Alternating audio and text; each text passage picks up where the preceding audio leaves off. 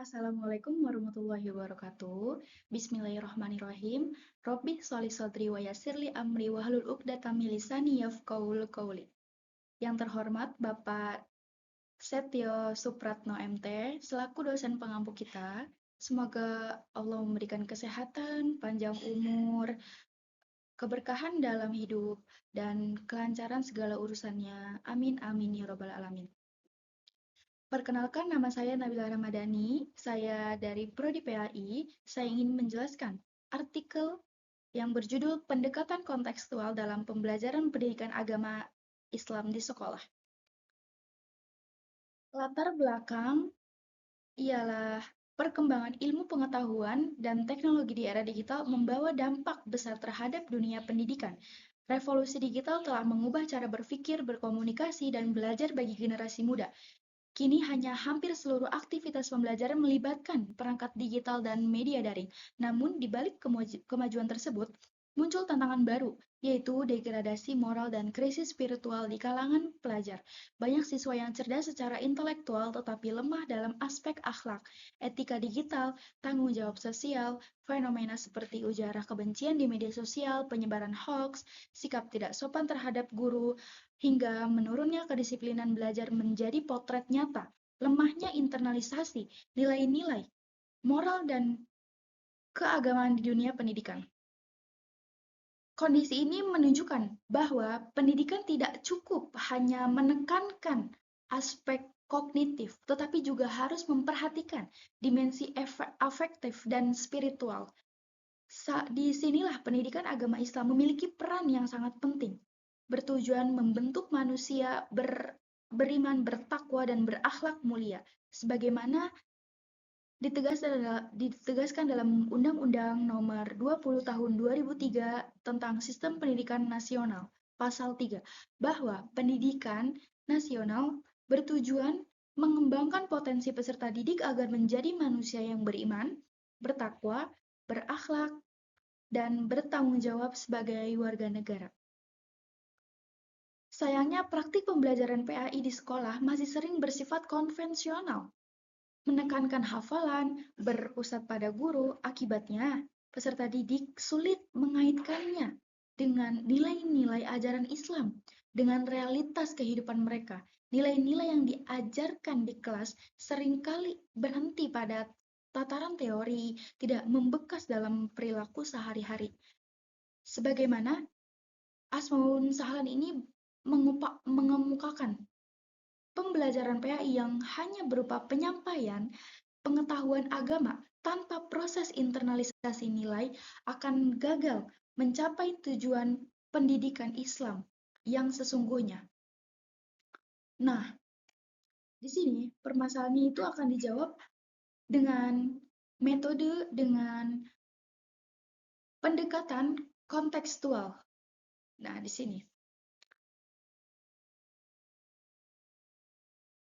dalam strategi pembelajaran PAI, kita salah satu pendekatan yang relevan ialah pendekatan kontekstual.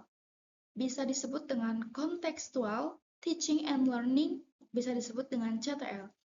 Pendekatan ini menekankan hubungan antara materi pelajaran dan kehidupan nyata peserta didik, sehingga mereka tidak hanya memahami konsep secara teoritis, tetapi juga mampu menerapkannya dalam praktik sehari-hari. Jadi, di sini ialah pengertian dari pendekatan kontekstual, yaitu inovasi pedagogis yang memadukan prinsip-prinsip modern dengan nilai-nilai dasar Islam. CTL memandang bahwa proses belajar bukanlah sekedar menghafal konsep, tetapi bagaimana siswa mengaitkan ilmu dengan kehidupan nyata mereka.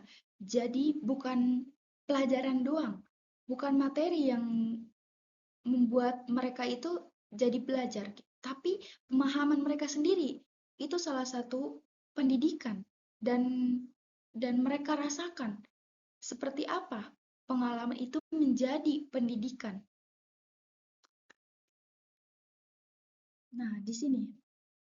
Jadi ada Filosofis pendekatan kontekstual sejatinya sudah ada pada zaman Rasulullah Shallallahu Alaihi Wasallam dan Allah berfirman dalam Quran surat Al-Ankabut ayat 69.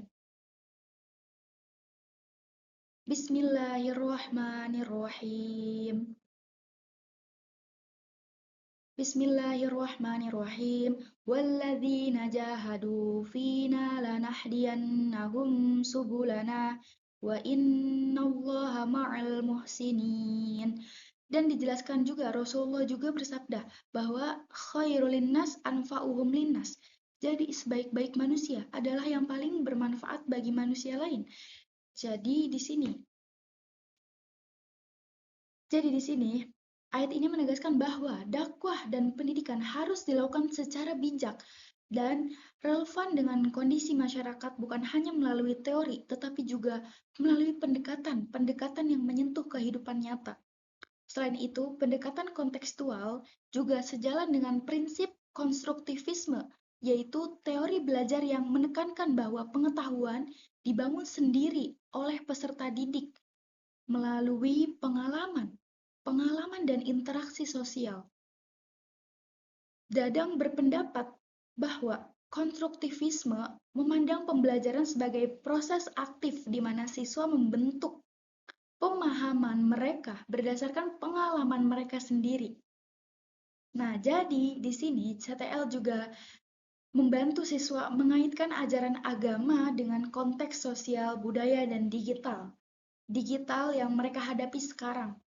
Permasalahan utamanya yaitu pendekatan kontekstual dapat diterapkan secara efektif. Itu seperti apa? Nah, di sini ada 5 aspek. 5 aspek tentang pendekatan kontekstual. Yang pertama ada pendekatan pedagogis. Pendekatan pedagogis, bagaimana guru PAI menerapkan prinsip-prinsip CTL dalam proses pembelajaran, seperti konstruktivisme, atau penemuan, atau bertanya, question, masyarakat belajar, learning community, atau pemodelan, modeling, refleksi, dan penilaian autentik. Dan lalu ada integrasi nilai-nilai Islam.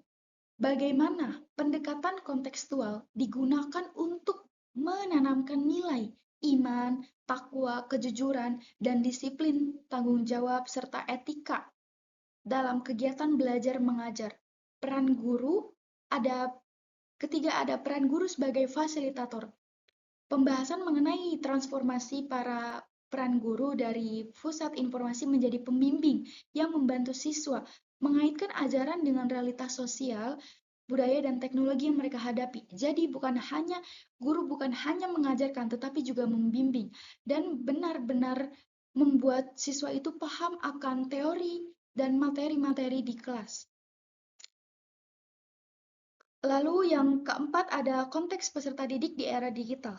Analisis tentang karakteristik generasi muda yang hidup di dunia serba cepat dan terkoneksi atau instan ya, serta bagaimana CTL mampu menjembatani pemahaman ajaran Islam dengan tantangan kehidupan modern.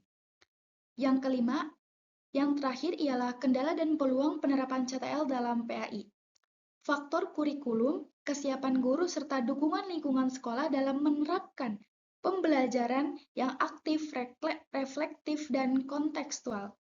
Jadi di sini faktornya itu tentang kurikulum. Dan kurikulumnya seperti apa, dan metode pembelajarannya seperti apa, kesiapan gurunya bagaimana, dan gurunya juga cara metode belajarnya seperti apa kepada muridnya saat mengajar, relevan atau tidak, dan efektif atau tidak gitu. Kalau bisa, supaya pembelajaran ini aktif dan anak murid jadi aktif dan paham dengan materi-materi dan teori, jadi mengembangkanlah ilmu-ilmu kontekstual ini atau lebih dalam konteks yang mengarahkan kepada pengalaman gitu. Lalu di sini ada yang namanya nilai-nilai dasarnya. Ada nilai dasar teoritis, atau konseptual. Di sini ada akidah,